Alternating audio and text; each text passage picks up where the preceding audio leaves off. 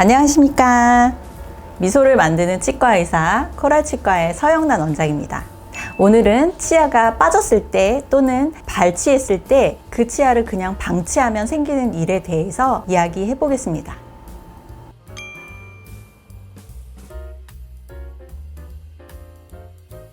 사고로 인해서 이를 빼기도 해요. 딱 맞았어. 그래가지고 이가 탁 빠지거나 뭐 이런 사고, 또는 노화, 또는 영구치가 원래 없는 분들도 있습니다. 이를 빼는 경우에는 뭐 충치해 때문에 빼는 분들도 있고, 치주 질환이 너무 심해가지고 이가 흔들려서 빼는 경우도 많고요. 여러 가지 경우가 있겠습니다.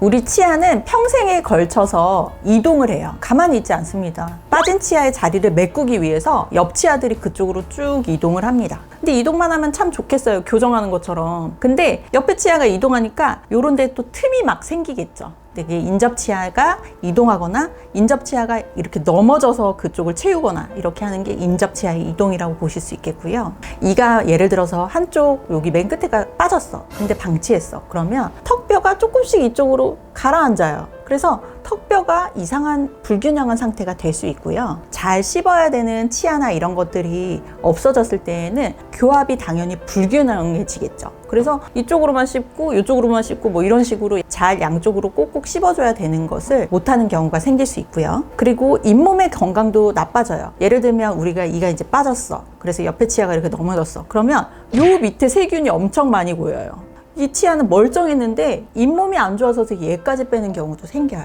전체적인 구강 기능에 악화가 이루어질 수 있다고 보시면 될 것 같아요.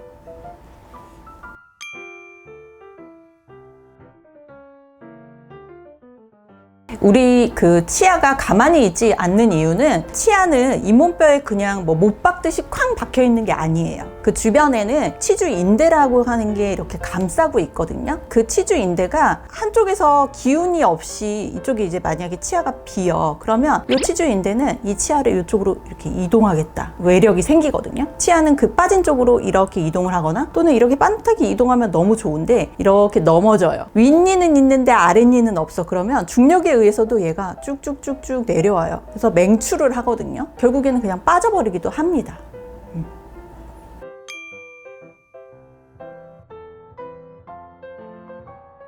옛날에는 임플란트가 가격도 엄청 비쌌고 기술도 많지 않으니까 꺼려 했잖아요. 요즘에는 임플란트가 첫 번째 방책이기는 하죠. 임플란트 시술을 좀 추천을 드리는데요. 임플란트라는 것은 어쨌든 상상하시는 것처럼 어떤 못을 잇몸뼈에 박는 과정인데, 일단 잇몸을 절개합니다. 잇몸 절개해서 뼈를 저희가 봐야 돼요. 보고 나서 픽스처라고 하는 건데, 생각하면 그냥 나사 부분을 말씀드리면 될 것 같아요. 나사 부분을 거기에 심어줬습니다. 심은 나사가 뼈에 더 잘 엉겨 붙을 때까지, 유착되기까지 2달 정도의 시간이 걸리거든요. 2달이 지나면 잇몸 위쪽으로 치아를 만들어 드려요. 보철물이 장착되는 과정, 이렇게 해서 임플란트를 심고 붙이고 보철 올리고 이렇게 하는 과정을 거쳐서 치아를 아예 새로 만들어 드리는 게 첫 번째 시술이 되겠죠.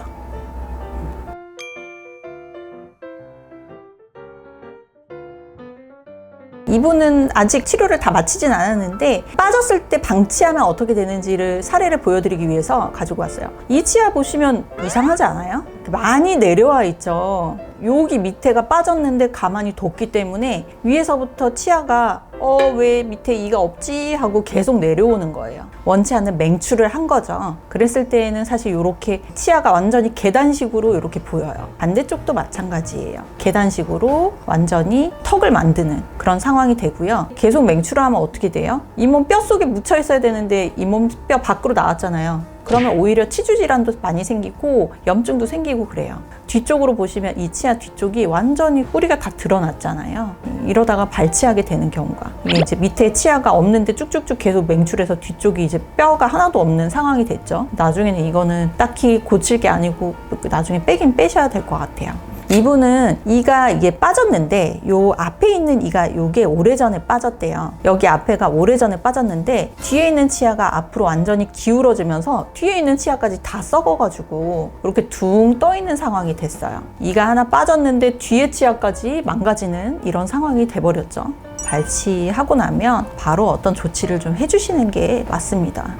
자, 이분은 요 치아가 빠졌고 위에도 이제 2개가 빠졌는데 그대로 뒀더니 얘가 이제 위로 막 올라오면서 앞으로 넘어졌죠. 완전히 지금 거의 넘어졌어요. 여기에 이제 심을 수 있는 그런 공간 자체가 너무 작게 남았고 요 치아의 앞쪽에 여기가 이제 세균이 고이는 위치가 된 거예요. 뒤늦게라도 얘를 빼지 않고 한번 살려보려고 이제 임플란트는 없는 자리에 다 심었고요. 얘를 좀 모양을 이렇게 반듯한 형태로 만들어 보려고 신경치료하고 이렇게 깎아놓은 모습이에요. 한번 살려서 써보자. 이 치아는 이렇게 모양을 약간 넘어져 있는 애인데 이렇게 치아를 만든 거죠.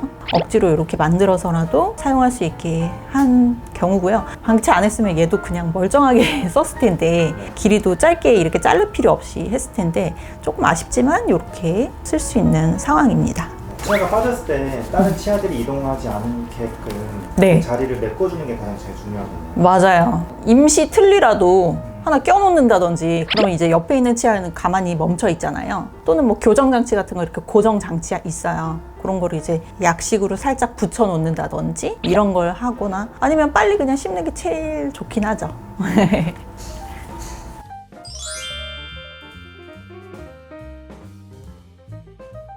우리가 치아가 빠졌을 때 방치하면 주변에 있는 치아들이 결국에는 안 좋아지잖아요. 주변의 치아들이 이렇게 넘어지거나 하면서 잇몸 밑으로 세균도 생기고 치주 질환도 걸리고 얘를 나중에는 빼게 될 수도 있고 뭐 이런 것들 그것 때문에 입냄새도 좀 많이 날 수 있거든요. 구취나 이런 것들 이런 걸 예방하기 위해서는 빠르게 조치를 취할 필요가 있다 말씀드릴 수 있겠네요.